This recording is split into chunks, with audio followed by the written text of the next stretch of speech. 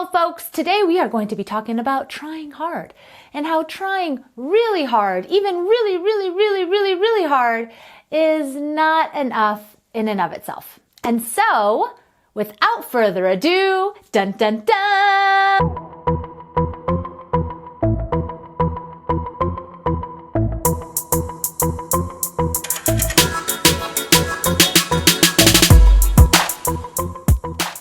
So who am I and why the heck am I talking about this? So I have been an educator for almost 20 years.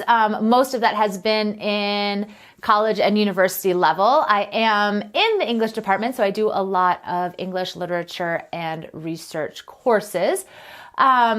But I am also an instructor who realizes that content is not the only thing that we learn in college, right? A lot of it is life and adulting skills. And so this is where this idea comes up is I recently had a class where students got their papers back, their assignments back, and they weren't necessarily happy. And I heard rumblings of people saying, well, I tried really hard.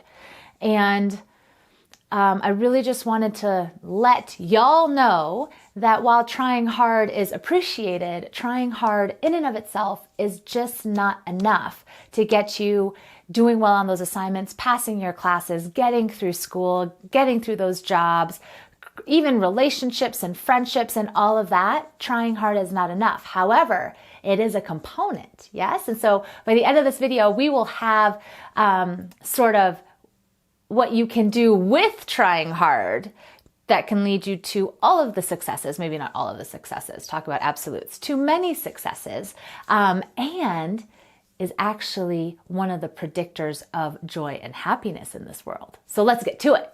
When you are in your classes, when you submit an assignment or do an assessment of any sort, your instructors are not grading you based on trying really hard. Yes? Again, it's sort of like an expectation. Not an expectation, but if you submit something, we're assuming that you tried on it, yeah?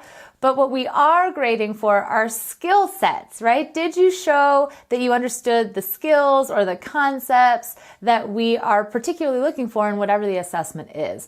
So what could that be is, an example of this could be in a math test. Yes, you take a math test, you could try crazy hard on that math test and still fail the dang thing because you got every answer wrong.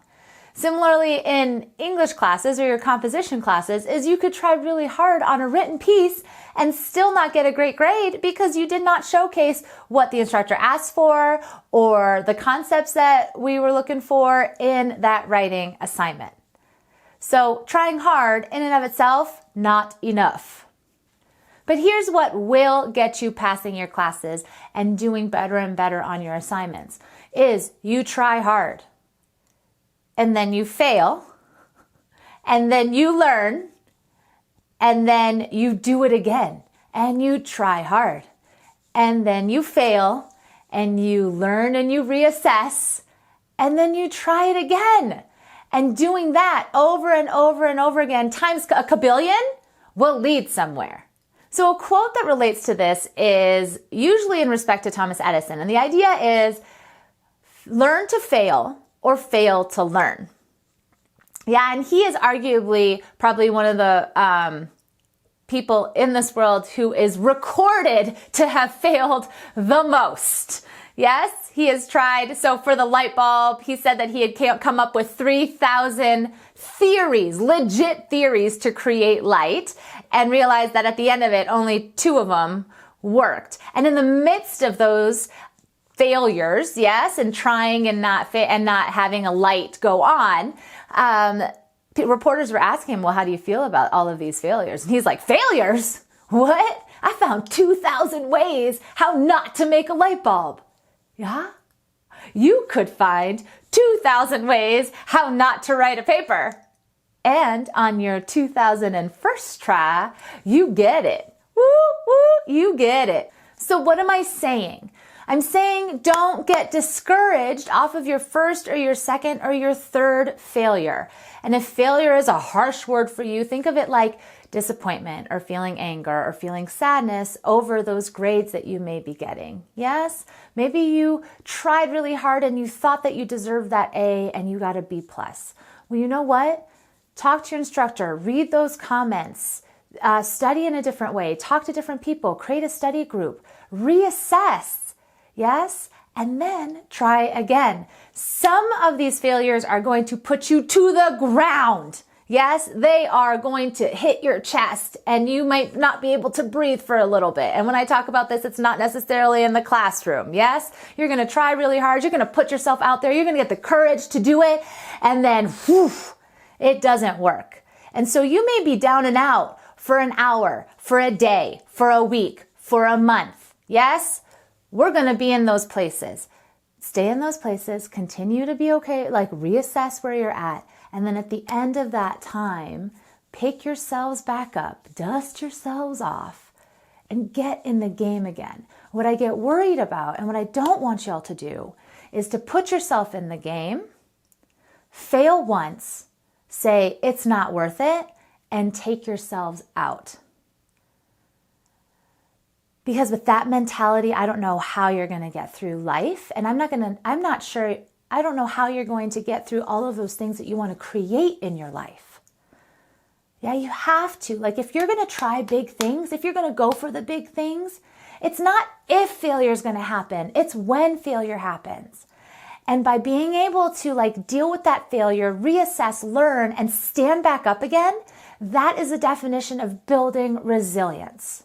So building resilience is learning, assessing, trying again, knowing you're going to fail and doing it anyways, learning what you need to learn, and then doing it again, more efficiently, more effectively, smarter, however you want to think about that. That's resilience. And what's really crazy and really cool is that resilience is one of the main predictors of joy and happiness in life.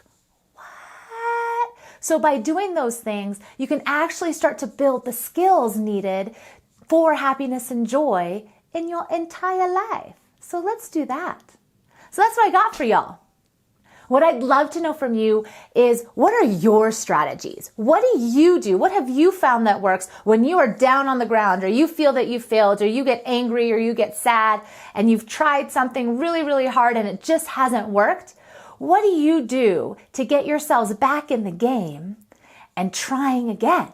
Be sure to write those in the comments below so that I can know, and then I can maybe hopefully share that with other students, adults, people in the field, educators, all of it. These are things that all of us can use because we all fall fat on our faces sometimes. So let's help each other out here.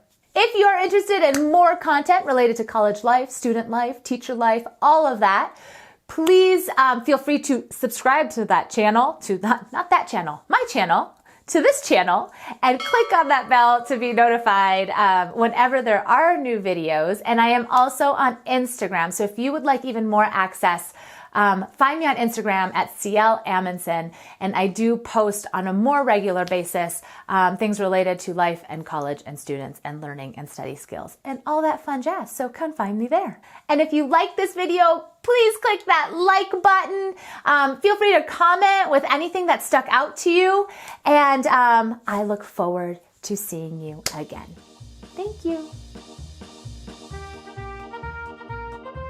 I don't know what I'm saying. Yo, what's up?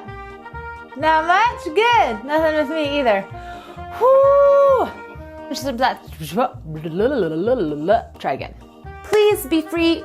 Be free. Be free! Just go. Be free. Okay, let's try that again. Ding! All right. When you submit an assignment, I don't know.